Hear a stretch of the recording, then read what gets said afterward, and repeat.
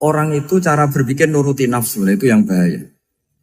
Makanya Quran ngeritik ara'aita man ittakhadha ilahahu hawa. Orang yang cara berpikir itu nuruti hawa nafsu. Kalau zaman Nabi, zaman sahabat, zaman ulama itu enggak seperti itu. Sehingga cara berpikir itu mudah. Makanya kata Nabi absyiru ya ma'syaral muslimin kata. Kamu harus senang ya ma'syaral muslimin. Allah sekarang buka pintu langit yang sebelumnya enggak pernah dibuka. Dan Allah yubahi bikum malaikatah. Dan Allah membanggakan kamu kepada para malaikat. Kenapa? Umatnya Muhammad, umatnya Rasulullah Muhammad SAW, itu kalau sampean kepengen mati setiap saat itu baik, itu resepnya gampang kata Nabi. Addu faridotan wantadzoru ukhra. Jadi Allah memberitahu, ya Muhammad umatmu ini luar biasa. Jadi misalnya tadi kita sholat subuh, ditanya, Bahak kamu sekarang ngapain? Nunggu sholat duhur ya. Setelah sholat duhur ditanya lagi nunggu apa asar. Sehingga faman kanat hijratuhu ila Allah wa rasulih fa hijratuhu ila Allah. Jadi kalau ya sudah ini tak ijazahkan. Kalau setelah sholat subuh nunggu apa? Duhur. Setelah duhur nunggu. Sehingga ketika kita mati itu statusnya penunggu sholat. Tapi kamu kan enggak miskin. Kenapa? Penunggu kaya. Ya itu enggak masuk surga itu. Penunggu kemapanan. Berarti kan menunggu sesuatu yang seleranya nafsu. Beda kalau penunggu sholat. Berarti kamu di dunia menunggu ritual ibadah. Maka di antara ijazahnya Nabi apa? Addu faridotan wantadzoru ukhra. Melakukan satu fardu. Kemudian kita menunggu tugas berikutnya. Jadi niati saja setelah subuh nunggu apa? Duhur. Setelah duhur, meskipun kita di perapatan. Apa? Nunggu asar ya. Tapi ya asar betul, jangan nunggu tok pas asar enggak. Jadi sebetulnya umat ini gampang sekali.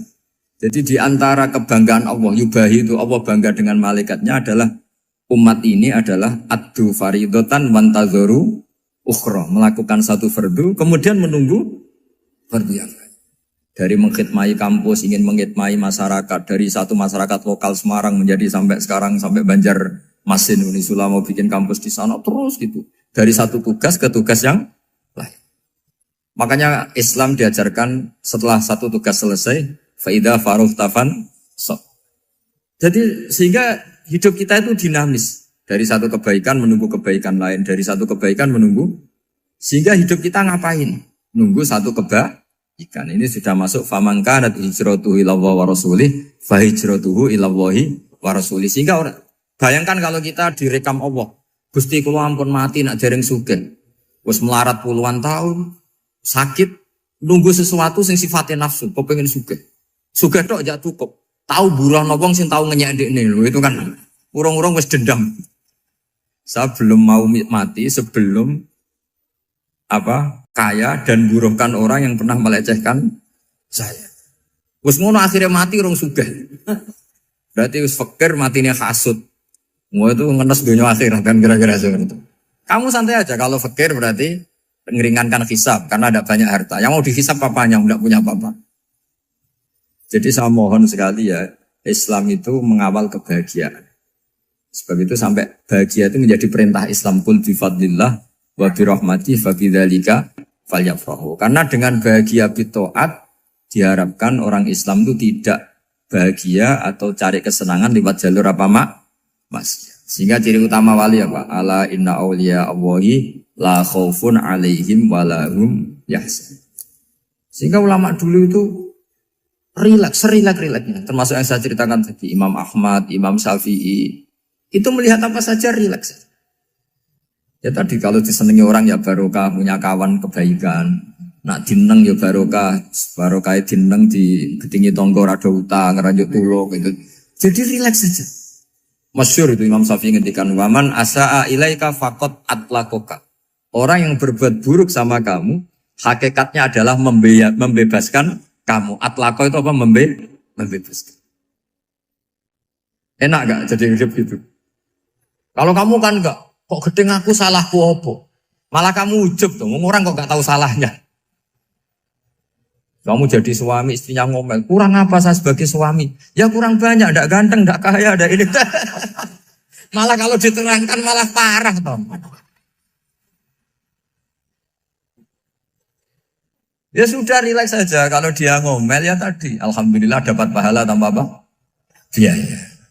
Terus ngomel kan butuh energi, paling yang tidak kuat 3 jam.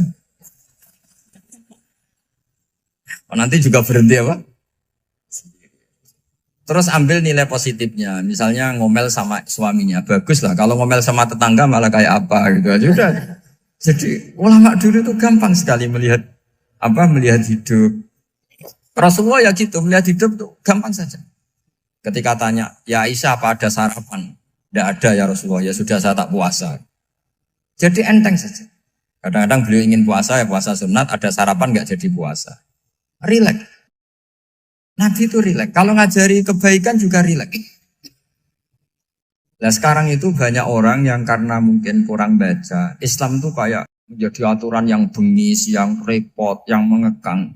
Itu tidak seperti itu. Yuridu wa bikumul yusra wala yuridu bikumul usra. Allah menghendaki agama ini mudah. Sehingga ada sahabat di Imami Mu'ad itu baca Baqarah. Sahabat ini pekerja petani. Mufarokoh ditinggal. Ketika Mu'ad lapor, ya Rasulullah ini ada orang munafik. Tengah-tengah sholat mufarokoh saya ditinggal. Yang disalahin itu tidak yang ninggal tapi Mu'ad. Afattanun anta ya Mu'ad. Kami itu tukang fitnah. Masa ngimami petani pakai surat Baqarah? Jadi yang disalahkan ini imamnya. Kalau kamu jadi imam, sholatnya ya yang cepat. Makanya terus banyak orang kecepatan karena tadi. Jadi Nabi itu enteng sekali.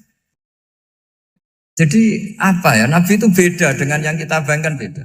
Nabi pernah ngaji di masjid, kemudian ada tetangga lewat pakai cangkul ke kebun. Semua sahabat gerutu. Ini orang tidak benar. Ada Nabi ngaji ditinggal saja ke kebun tidak ikut ngaji. Jawabannya Nabi tidak. Itu bagus itu ikut sunnah saya. Kenapa ya Rasulullah? Dia kerjanya nyari halal. Dan untuk menghidupi keluarganya itu juga ajaran saya. Sehingga yang ngaji ya ajarannya Nabi, yang nggak ngaji karena kerja mencukupi keluarga juga ajarannya Nabi. Segampang ini. Oh, kalau kayaknya kamu kan, wes gak roh akhlak kan gitu. Nabi rileks saja Nabi. Sampai bisa lihat itu di Ihya, di bab Fadhailul Kasbi.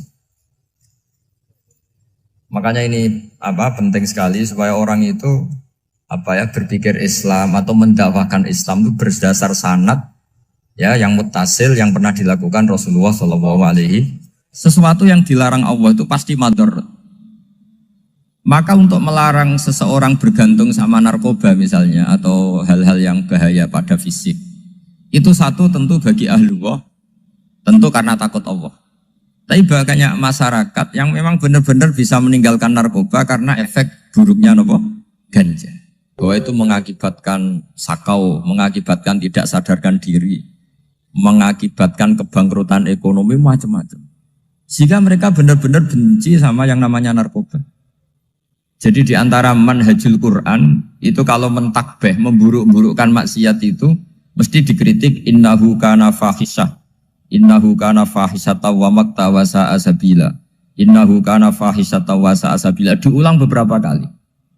Sehingga dibutuhkan kecakapan untuk menganggap satu hal yang buruk itu fahisyah, sesuatu yang enggak rasional, sesuatu yang tidak positif, sesuatu yang pasti berdampak negatif. Sehingga kalau misalnya tadi dibacakan oleh Qori, kuntum khaira ummatin ukhrijat linnasi ta'muruna bil ma'ruf wa tanhauna 'anil munkar. Untuk berhenti dari kemungkaran itu satu takbihun litil kal munkar atau litil kal munkarat, bahwa mungkarat itu kita cap, kita stigmasi bahwa itu buruk sekali.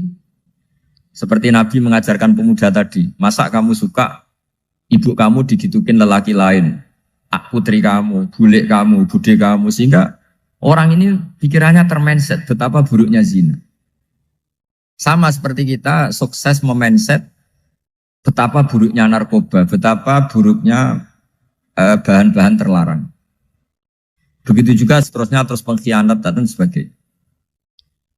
Tapi problem manusia adalah dia itu akan mencari kebahagiaan atau kesenangan sesaat. Maka caranya gimana? Keinginan senang lewat maksiat ini dilawan dengan nyaman dengan taat. Saya ulang lagi, nyaman dengan taat. Sehingga ulama dulu punya kalimatul munajat, artinya kalimat hubungan pribadi sama Allah yang menjadikan orang itu nyaman. Dan ini yang diajarkan kitab-kitab tasawuf. Kitab tasawuf itu sukses mengajarkan melihat alam raya ini semuanya nyaman, termasuk yang mengecewakan. Itu dianggap nyaman. Saya berkali-kali mengajarkan ilmu ini karena ini musalsal ila Rasulillah SAW. Itu pernah suatu saat Imam Ahmad itu dipanggil sama tetangganya, anak muda. Tentu Imam Ahmad ini orang yang sangat soleh, sangat waroi, sangat tunduk sama perintahnya Allah dan Rasul. Pemuda tadi manggil, ya Ahmad, datang ke rumah saya. Imam Ahmad datang. Setelah sampai ke pemuda tadi, sudah pulang lagi, saya tidak butuh kamu. Pulang lagi. Setelah sampai rumah dipanggil lagi, ya Ahmad, datang lagi. Datang lagi. Oh, saya tidak jadi butuh, pulang lagi. Sampai 3 kali. Dan itu perangai ekspresi Imam Ahmad itu atau ulama lain yang sesoleh beliau itu nyaman, indah. Beliau tetap senyum-senyum nyaman. Beliau tidak tersinggung, tidak terprovokasi, tidak. Ya pokoknya tidak tersinggung, kelihatan nyaman. Lama-lama pemuda ini terus tanya, ya Ahmad, kamu saya perlakukan seperti ini kok tidak tersinggung? Kamu senyum-senyum saja, happy-happy saja. Jawabnya Imam Ahmad itu unik. Wahai pemuda, saya kamu panggil itu senang sekali. Karena kata Nabi, kalau kamu iman dengan Allah dan Rasul, maka hormatilah tetangga. Jadi saya senang. Karena nuruti perintah Allah untuk menghormati tetangga. Jadi tidak ada urusannya dengan kamu. Kagetnya kayak apa? Jadi dipanggil tetangga ya senang karena melakukan perintahnya Allah dan Rasul, yaitu ikramul jar, fal yukrim jarum. Disuruh pulang, kamu ingin saya pulang, ya saya pulang. Disuruh datang, ya saya datang. Jadi saya tidak tersinggung, saya tidak ada urusan dengan kamu. Urusan saya dengan Allah Subhanahu wa Ta'ala. Itu kalau bapak-bapak istrinya ngomel terus sabar itu ya bagus. Saya tidak punya urusan. Kalau kamu terprovokasi oleh istri, berarti kamu didikte oleh makhluk. Masa seorang rektor didikte makhluk? Kan tidak keren. Apalagi seorang habib didikte makhluk, kan tidak keren. Yang bisa mendikte kita hanya Allah Subhanahu wa Ta'ala. Dan Allah mendikte kita, mengajarkan kita wa ashiruhunna bil ma'ruf fa in karihtuhunna fa'asa an takrahu shay'a wa yaj'alallahu fi khairan katsira. Jadi cara melihat istri kita bawel gitu atau cerewet, alhamdulillah ini ada pahala tanpa modal, cukup sabar. Kalau istri kamu sedang mesra, malah mintanya ke mall, malah biayanya tinggi. Murah mana dapat pahala dimarahin sama saat mesra minta ke mall? Milih yang pertama kan? Nah ya itu tidak usah modal. Ya gitu aja. Jadi kalau istri sedang marah, bawel, anggap saja ini rezeki. Dapat pahala tanpa apa? Biaya. Nah, kalau pas rukun malah nantang ke mall, biayanya malah tinggi. Jadi ulama dulu itu melihat dunia itu happy. Pernah Imam Syafi'i dikasih tahu, orang yang tadi nyium tangan kamu ya, itu di rumah menghujat Anda. Jadi dia sopan hanya di depan Anda, kalau di luar menghujat Anda. Jawabnya Imam Syafi'i lucu. Ya baguslah. Yang cerita ini kaget. Kenapa bagus ya Aba Abdillah? Kalau manggil Imam Syafi'i ya Aba Abdillah. Ya berarti saya masih wibawa, di depan saya tidak berani katanya. Jadi dipandang enteng saja. Jadi kalau kamu di depan kamu istri kamu tidak berani belanja, tidak ada kamu belanja banyak, anggap saja Anda wibawa. Jadi enteng saja. Pernah Imam Syafi'i dikasih tahu, separuh dari kampung Anda itu gak suka kamu. Ya baguslah. Kenapa? Oh nak rukun malah bakal utang katanya gitu. Kira-kira yang utang itu yang rukun apa yang neng-nengan? Yang rukun. Jadi enteng saja. Masyhur itu makalahnya Imam Syafi'i. Waman asa'a ilaika faqad atlaqaka. Orang yang berbuat buruk sama kamu berarti membebaskan kamu. Kalau saya sedang nenengan sama Habib Hasan Toha Putra, beliau naik Alphard gak nawarin saya sah karena baru nenengan. Tapi kalau sedang rukun malah harus repot mana? Rukun sama ndak rukun? Repot rukun sebetulnya. Jadi Imam Syafi'i itu happy saja. Kalau sedang rukun sama tetangga ya dianggap rukun itu satu kenikmatan. Sedang ndak rukun ya dianggap satu kenikmatan. Jadi orang dulu itu serilek itu melihat dunia. Kalau kita kan enggak, ego. Wah saya ini suami kok dimarahin istri. Wah ini egonya bangkit. Padahal egonya bangkit itu ada kebodohan di situ. Yaitu seorang rektor didikte seorang istri, seorang makhluk. Apalagi kalau Anda daftar wali itu tidak akan jadi wali. Ini wali kok tunduk sama makhluk. Karena didikte apa? Makhluk. Maka Imam Ahmad ketika tetangganya bully gitu ya santai saja, beliau happy. Ketika pemuda tadi eskal janggal, kenapa kamu gak tersinggung ya Ahmad? Memangnya saya harus tersinggung gimana? Kan tak panggil tidak jadi, tak panggil tidak jadi. Hei pemuda, saya ini tidak punya urusan dengan kamu. Saya nuruti kamu karena perintahnya. Saya senang melakukan perintah Allah, harus berbaik sama kamu. Sampai 3 kali. Ajarkan Muhammad atau katakan Muhammad pada umatmu. Sebaiknya atau seharusnya mereka hanya gembira dengan melihat fadlnya Allah dan rahmatnya Allah. Ini harus kita pahami mulai dari konstruksi yang paling pokok, yaitu akidah. 2 ahwal. Ahwal itu 1 perilaku sosial.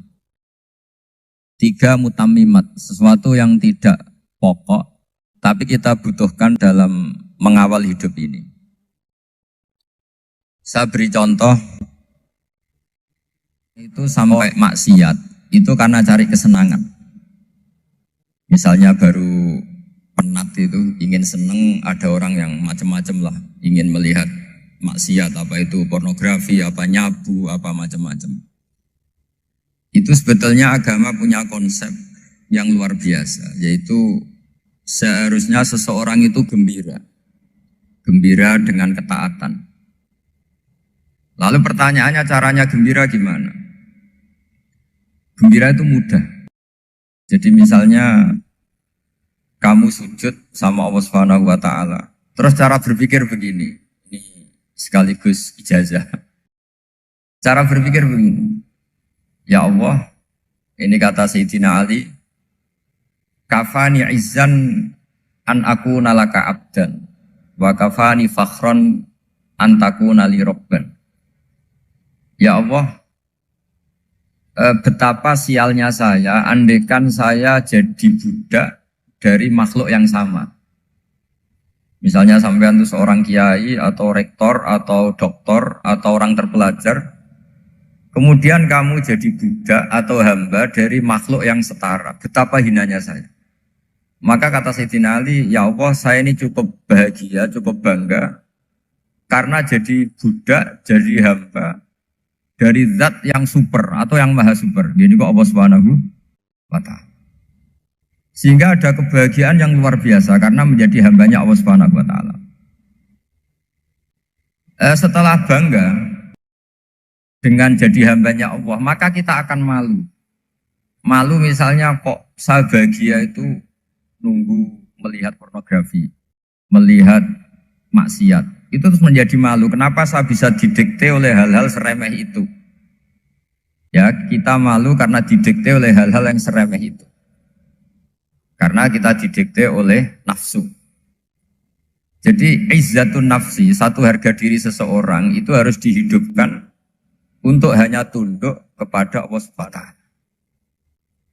Sehingga Nabi itu melatih satu logika tarkul ma'asi. Nabi itu dulu ketika ada seorang pemuda yang ya karena mungkin pemuda ya, dia itu mau masuk Islam, tapi uniknya kata pemuda tadi, saya masuk Islam tapi asal dibolehkan bebas zina. Jadi ini agak sableng gitu. Jadi mau masuk Islam syaratnya dibolehkan apa? Zina atau free sex gitu. Karena orangnya agak hiper. Itu Nabi tidak langsung mengancam dengan neraka enggak. Ketika mau pamit gitu semua sahabat melarang. Mah itu jangan, kamu jangan suan Nabi, itu permintaan yang nggak masuk akal. Setelah lama ditahan, terjadi kegaduhan di masjid, Nabi dengar, itu ada apa itu? Itu ada pemuda yang mau masuk Islam tapi yasta'dzinuhu fi zina. Tapi mereka minta izin Nabi untuk tetap boleh zina. Kata Nabi, pemuda itu suruh masuk, suruh menghadap saya. Ketika menghadap Nabi, saya ulang lagi ketika menghadap Nabi, Nabi mengajarinya itu luar biasa.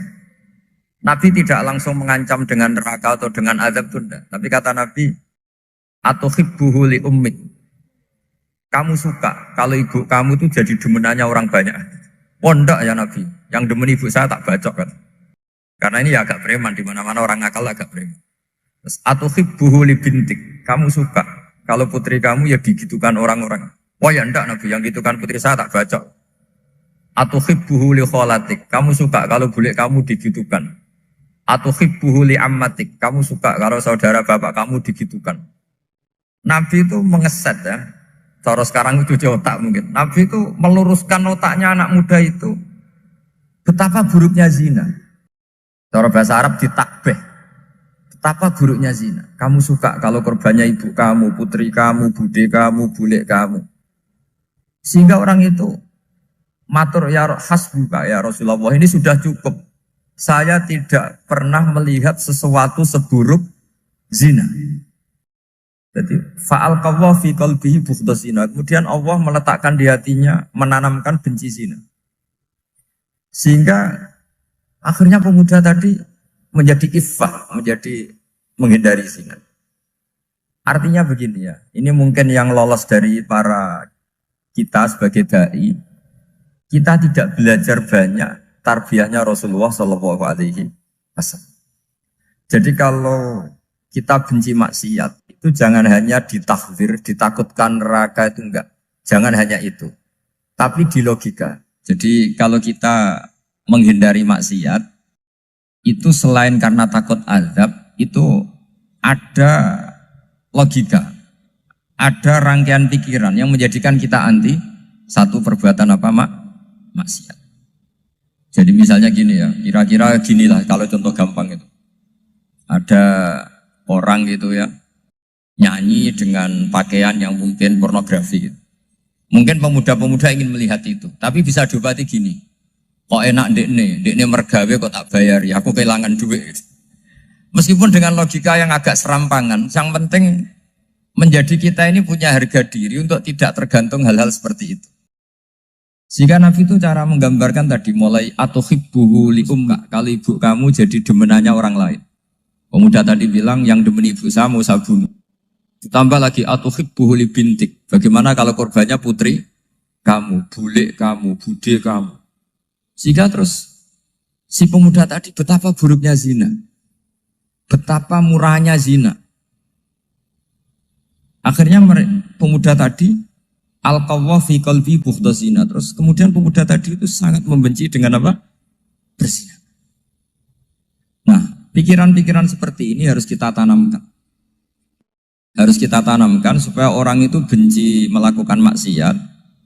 Karena satu memang takut sukhtuwah, takut dibendu Allah atau dibenci Allah.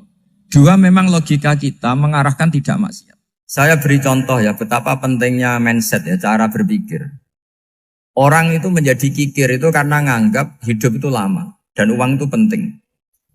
Kalau zaman Nabi itu sederhana kalau melihat hidup ini. Pernah suatu saat Nabi itu punya jatah makan. Karena Nabi itu hidupnya juga pas-pasan. Jadi Nabi itu unik. Beliau di satu sisi kaya raya. Bisa ngurmat Abu Hurairah, Ammar, Suhaib. Ashabu Sufa itu dirawat Nabi semua. Itu kan kaya, bisa merawat sekian orang. Tapi di sisi yang lain untuk pribadinya beliau miskin. Kadang nggak bisa makan hari itu. Tapi di saat yang sama bisa merawat Ahlus Sufa. Jadi keliru kalau orang hanya cerita Nabi itu miskin, untuk makan dirinya aja susah. Itu keliru. Kelirunya kalau tidak diteruskan, tapi Nabi mampu menghidupi Ahlus Sufa.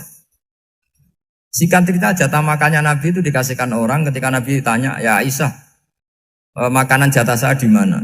Oh ya Rasulullah, tadi ada orang minta tak kasihkan, maka makanan itu habis. Apa kata Nabi? Kamu salah Aisyah. Yang kamu kasihkan itu justru yang masih. Ya yang kamu kasihkan itu justru yang masih. Sehingga Nabi menganggap, makanya Nabi terus ngendikan. Ya kalau mukhatabnya lelaki ya kira-kira begini. Wahallaka min malika illa ma akalta fa'afnaita walabista fa'ablaita. Terus hanya watasaddaqta fa'abqaita kata Nabi.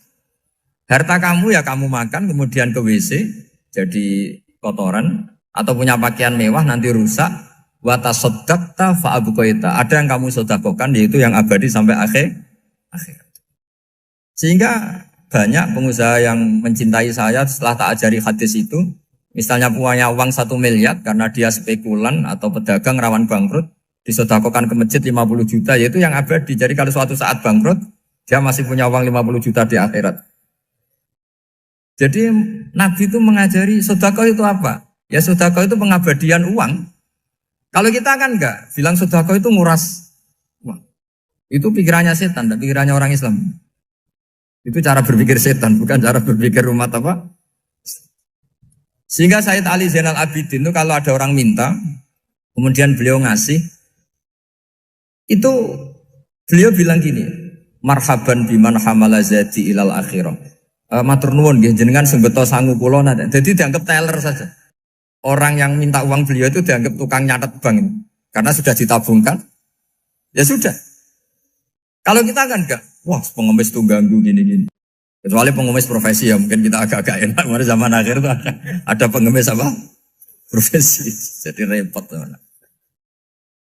Terus tak beri contoh lagi kebahagiaan ketika kita milih Islam moderat. Islam kita diajarkan guru-guru kita, utamanya oleh guru kita Mbah Maimun. Saya juga sering ketemu beberapa ulama dunia, termasuk Habib Umar. Saya juga ikut sowan ke sini pas beliau sama Habib ini Hasan Toha Putra di sini sama orang-orang moderat itu cara berpikir juga luar biasa indah. Beliau pernah cerita ya beberapa ulama lah, banyak yang cerita itu. Saya pernah diceritani seorang alim ketika ada orang ekstremis itu mau ngebom di tempat maksiat. Kebetulan yang maksiat itu kebanyakan ya orang Islam. Karena di negara yang mayoritas Islam. Ditanya sama Syekh Sa'rawi. Syekh Sa'rawi itu mufassir top di mana? Mesir. Ini mau tak habisin karena mereka orang Islam kok maksiat terus. Terus ditanya sama Imam Sa'rawi. Laumatu ala khini ma'asihim aina masiruhum. Kalau mereka mati dalam keadaan maksiat, mereka kemana? Ya ilanar, mereka pasti masuk neraka. Terus ditanya sama Imam Sa'rawi. Wahal masiruhum ilanar muradun nabi amlan. Punya umat maksiat kemudian mati masuk neraka, itu yang diinginkan Nabi apa enggak? Ya tidak aja. Ya sudah, enggak usah dibom, ditunggu tobatnya kata. Karena kalau mati dalam keadaan itu ke neraka dan itu tidak yang diinginkan Rasulullah Sallallahu Alaihi Wasallam. Terus ekstremis ini menjadi tobat, tidak berpikir ekstremis Mas. Jadi orang itu harus berpikir mindset yang baik. Meskipun kadang berpikir baik itu ya agak-agak kacau. Ada seorang wali majdub, itu kalau berdoa agak kacau, tapi gak bisa dibantah. Masyhur itu doa itu. Ini sekaligus ijazah, tapi kalau sebelum wali gak boleh. Itu datang ke makamnya Rasulullah SAW. Terus doanya itu begini. Ya Allah, sekarang terserah engkau. Ya Allah, sekarang terserah engkau. Jika saya kamu jadikan orang soleh, jika saya engkau jadikan orang soleh, maka surra habibuk, maka kekasihmu ini senang. Yang susah musuhmu yaitu setan. Tapi kalau engkau menjadikan saya orang fasik, maka yang susah kekasihmu, yang senang musuhmu. Jangan punya dua pilihan itu. Wah itu kan doa tapi kayak teror itu. Ya jadi berdoa di Raudhah. Wah itu mesti mandi itu karena agak-agak maksa Tuhan itu. Ya Allah, engkau punya dua pilihan. Jika saya jadi orang soleh, maka kekasihmu ini senang. Musuhmu yang susah, yaitu setan. Tapi jika saya jadi orang fasik, maka musuhmu yang senang, kekasihmu yang susah. Mohon terserah jenengan, mau menyenangkan kekasihmu, apa menyenangkan musuhmu? Gitu. Kira-kira gimana? Kalau tertarik boleh doa itu dipraktekkan. Tapi kayaknya kalau copy paste itu gak keren, apa? Jadi dulu orang itu muamalah sama Allah dan Rasul itu rileks. Rileks itu nyaman karena ya tadi kul bi fadlillah wa bi rahmati fa bidzalika falyafrah. Sehingga Imam Izzuddin bin Abdissalam itu ngendikan innalladzina yarmunal muhsanatil ghafilat. Di antara kebaikannya ibu-ibu atau mbak-mbak ini harus berstatus ghafilat. Perempuan-perempuan pelupa. Ghafilat itu pelupa. Pelupa dari kenikmatan maksiat sehingga mereka dengan taat.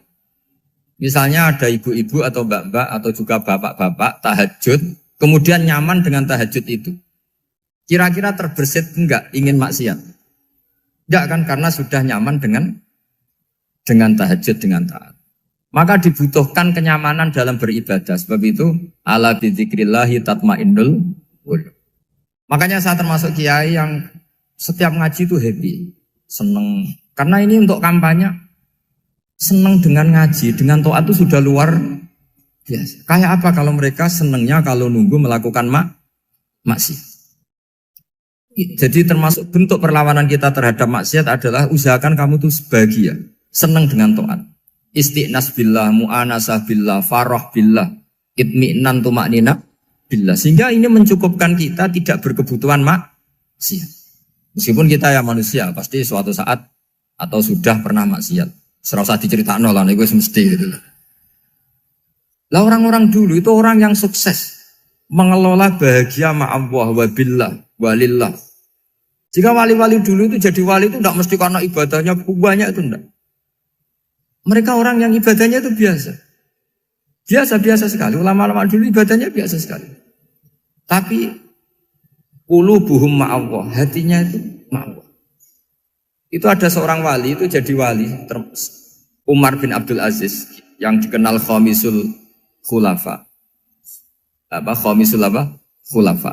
Di luar khulafa Rasyidin 4, di antara yang soleh adalah siapa? Umar bin Abdul Aziz.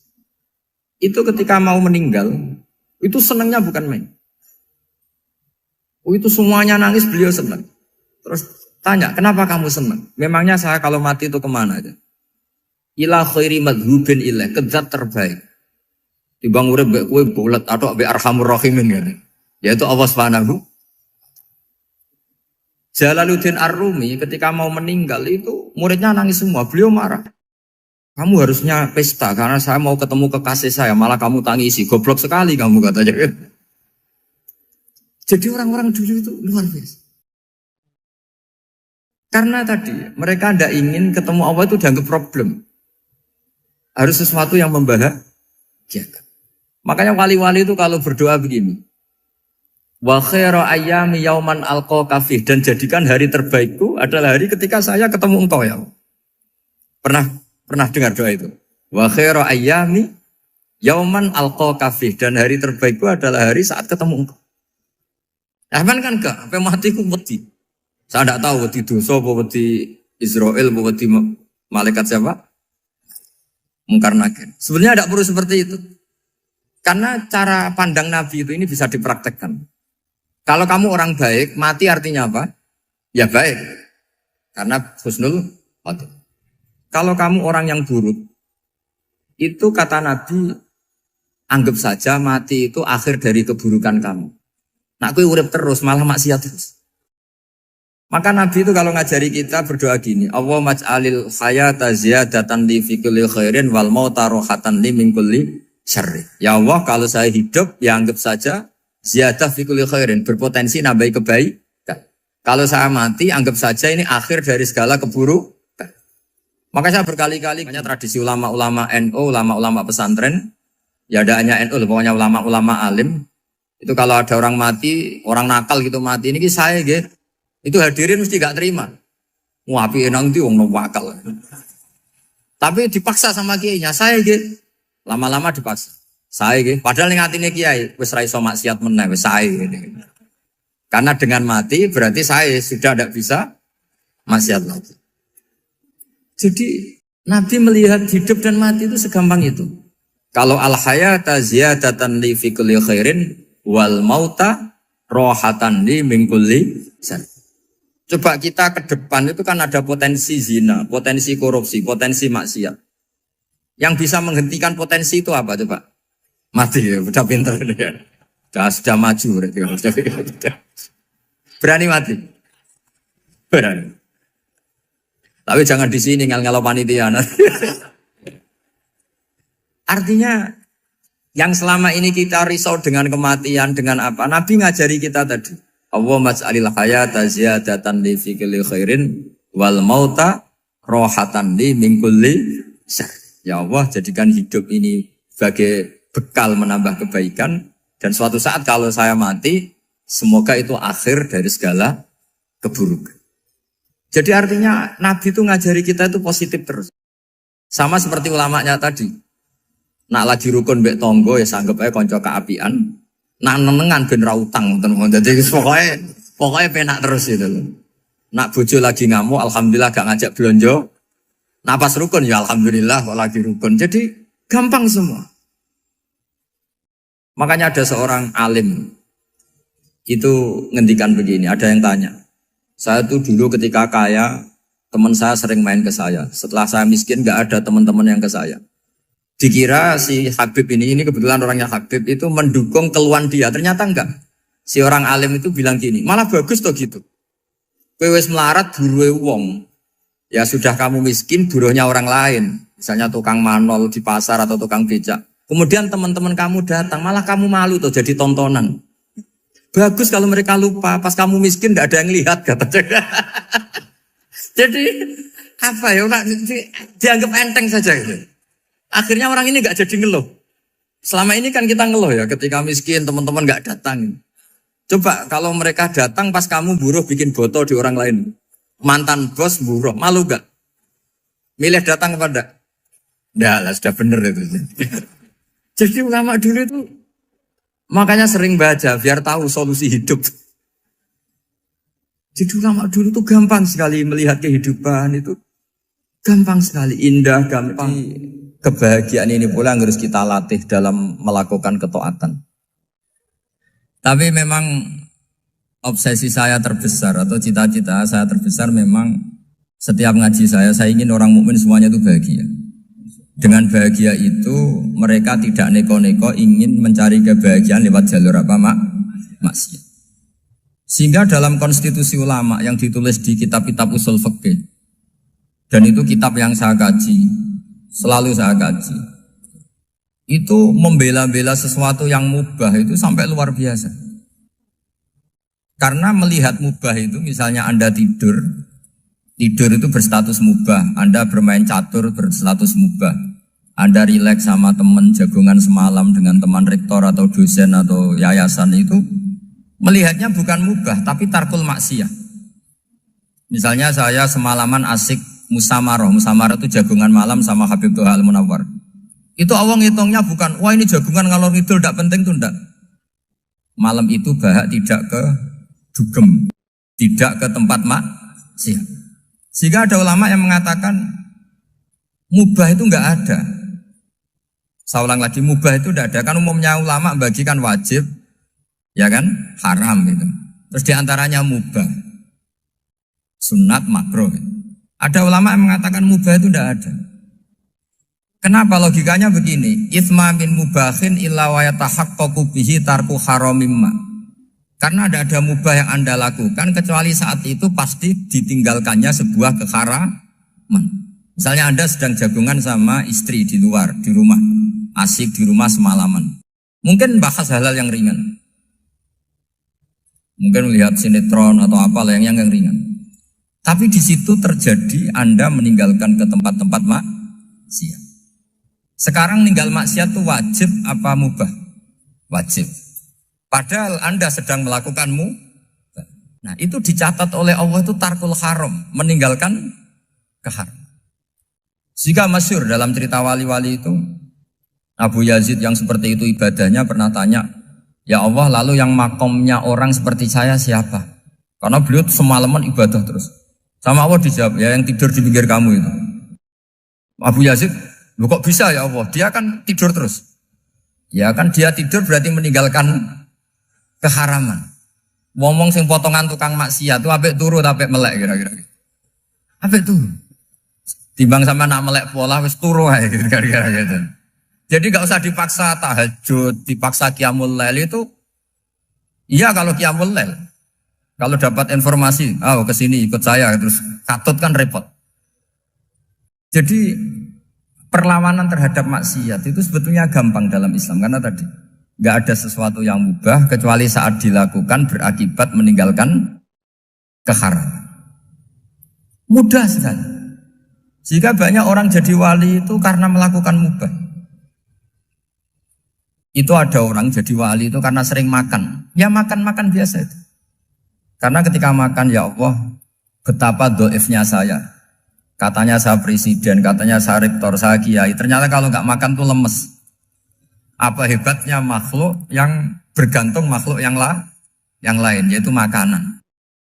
Nah karena seperti itu terus dia al-laja ilallah, terus dia sungkeman ning Allah. Betapa lemahnya saya. Sebab itu ketika Quran mengkritik dan dengan tanda kutip kemungkinan Tuhannya Isa bin Maryam, itu ngeritiknya sederhana Quran itu. Mal masih ibnu Maryam illar rasul qad khalas min qablihir rusul wa ummuhu siddiqah kana yaqulanit ta'am. Isa itu tidak Tuhan, wong dia makan. Kamu kebayang nggak misalnya punya Tuhan, wah tadi Tuhan mampir ke rumah saya, dia lemes. Setelah tak kasih makan sehat lagi gitu. Itu kan nggak kebayang. Tapi Tuhan marung di rumah saya, lemes tak gratisin, kayaknya tidak punya uang gitu. Setelah makan, wah gairah lagi. Kebayang nggak punya Tuhan seperti itu. Sehingga Quran kalau gojlok sederhana, karena yakulanit ta'am. Sehingga wali-wali itu kalau makan itu sadar lemahnya dirinya, betapa dirinya tergantung makanan. Sesuatu yang tergantung itu artinya tidak hebat, tidak Tuhan. Jadi untuk menjadi wali, untuk menjadi dapat ridhonya Allah itu sebenarnya sederhana. Termasuk ada cara jadi wali yang agak kacau, tapi ini ya benar, asal niatnya benar. Misalnya Unisula besar, ya kurang besar lagi. Kita sudah punya uang, kurang banyak uang lagi. Itu Nabi Ayub. Itu kan seorang nabi. Pernah diuji Allah, ini ada di Sahih Bukhari. Nanti kamu tanya, hadisnya Sahih enggak? Ini ada di Sahih Bukhari. Kadang orang kota itu aneh. Enggak ahli hadis tapi tanya, Sahih enggak? Padahal andai kan dibodohi Sahih, ya ngandel saja. Jadi kadang ya aneh. Oh enggak tahu kok tanya. Itu Nabi Ayub itu sudah kaya, pas itu sudah kaya. Bukan cerita yang masih miskin, memang sudah kaya. Beliau di kamar dihinggapin satu belalang dari emas. Setelah belalang itu dikejar, ternyata yang jenis itu banyak, semuanya dari emas. Ngambil sana sini, ini yang kesak ini dipenuhin, saku ini dipenuhin, sampai banyak. Sama Allah digojlok. Kamu itu nabi saya. Kenapa kamu mengumpulkan harta sebanyak itu? Kamu itu nabi saya kok rakus? Jawabannya, ya Allah, siapa yang bisa kenyang dari rahmatmu? Ya, jadi kalau kamu punya uang 1 miliar, kok ingin 1 miliar 100, ingin 1 miliar 200, itu cara ngitung bukan uang. Ya Allah, siapa yang bisa kenyang dari rahmatmu? Karena rahmat Allah tidak terbatas, sudah Gusti tenang saja. Meskipun saya gini, rahmat Anda tidak akan habis. Sehingga waroi ada ilmunya, tomak juga ada ilmunya. Termasuk ragus itu juga ada ilmunya.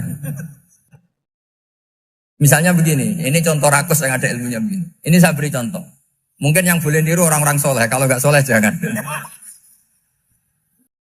Imam Syafi'i, ini cerita nyata. Imam Syafi'i itu dulu ketika ngaji masih muda itu nggak suka sama guru yang kaya. Kebetulan dia punya guru miskin terus.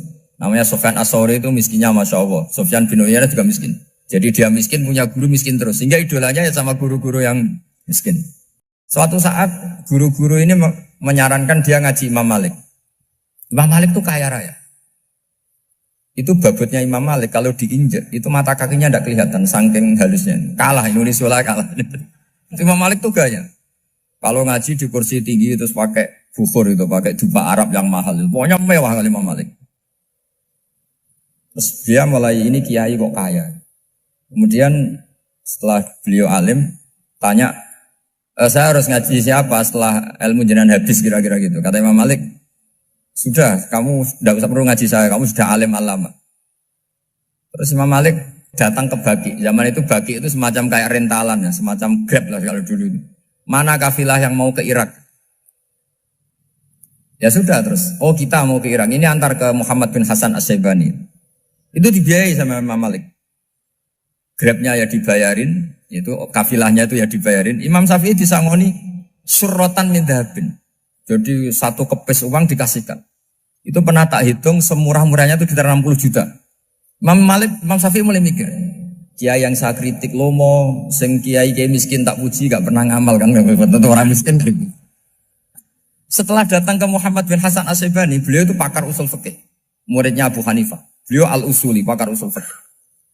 Itu Muhammad bin Hasan As-Syaibani itu kalau ngitung emas, itu di ruang tamu. Uangnya miliaran, emasnya banyak. Dari kota ini dipindah ke kota ini. Mas, kalau ngitung di ruang tamu. Bukan di kamar, di ruang tamu. Imam Syafi'i tambah kaget. Imam Malik kayak gitu sudah saya soal malah ini kaya raya. Setelah Imam Syafi'i kelihatan kaget, digojlok sama Muhammad bin Hasan Asyibani karena beliau senior. Ata'jabu min hadza, kamu aneh melihat ini? Iya. Kenapa? Ulama kok kaya raya.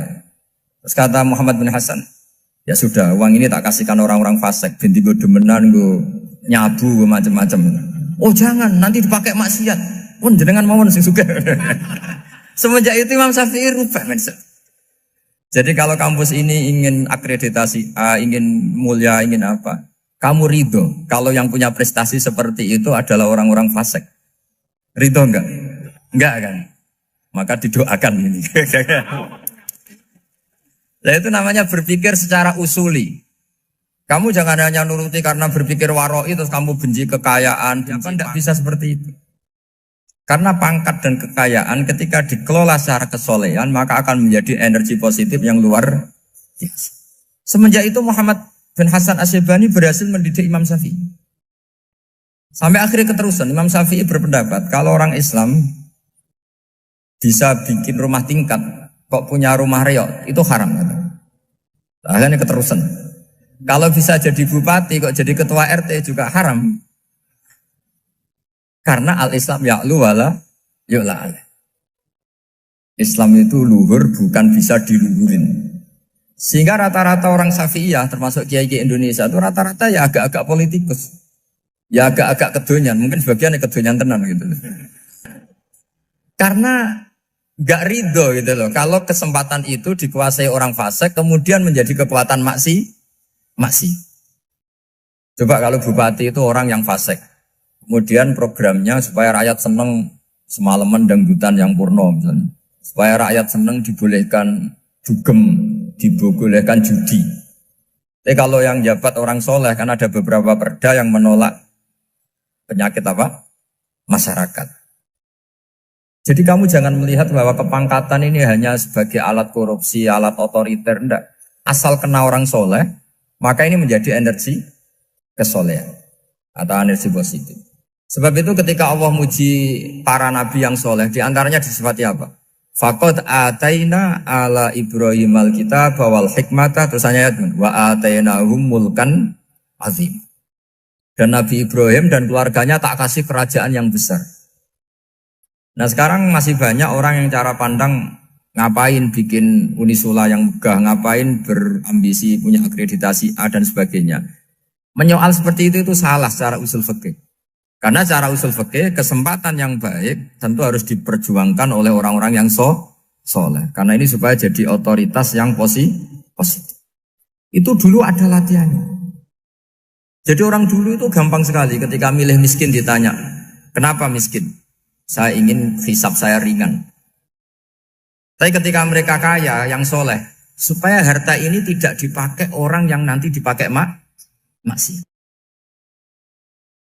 Kita misalnya orang soleh mau pangkat, karena kita ada ridho, kepangkatan itu dipegang orang maksiat, kemudian menjadi energi maksiat. Begitu juga seterusnya. Maka ulama dulu itu rileks. Sampai Senawawi Al-Bantani itu nanti bisa dicek di tafsir. Qul hal yastawil ladzina ya'lamuna wal ladzina la ya'lamun. Beliau muji-muji ulama. Kemudian ada seorang yang agak hasud mungkin. Tanya begini. Hebatnya ulama itu begini-begini. Terus ditanya, tapi kenapa kita sering melihat ulama ngantri proposal di rumahnya bupati kan? Sementara bupati nggak pernah datang ke ulama ngaji ihya. Jawabannya Imam Senawawi itu unik. Ya karena ulama itu tahu gunanya uang, sehingga nyari uang untuk pondok, untuk masjid. Sementara bupatinya tidak tahu gunanya ilmu, maka tidak pernah ngaji. Jadi ya ringan saja. Jadi ya sudah seperti itu. Jadi kalau ada ulama kedonyan, anggap saja karena tahu gunanya uang. Jadi kenapa ulama ngantri di kabupaten, bukan bupati ngantri di ulama? Jawabannya, karena ulama tahu gunanya uang. Sementara bupatinya nggak tahu gunanya ilmu. Kira-kira gitu lah. Ada ustadz tidak ganteng, kesensem rondo cantik, karena tahu gunanya ustadz itu. Artinya tahu gunanya kalau saya nikah nanti punya anak jadi gus, kan dia kiai gitu. Tapi rondone raro gunanya dia karena miskin gitu. Jadi ulama dulu itu rileks. Rileks menafsirkan apa saja itu rileks, termasuk saat terpojok. Itu rileks. Karena semuanya dianalisis pakai ilmu. Sehingga ciri utama wali itu apa? Ala inna awliya Allahi la khaufun alaihim walahum yahzanun. Enggak ada rasa takut, enggak ada rasa gampang. Karena melihat sesuatu itu gampang saja. Saya ulang lagi, melihat sesuatu itu gampang saja, ringan.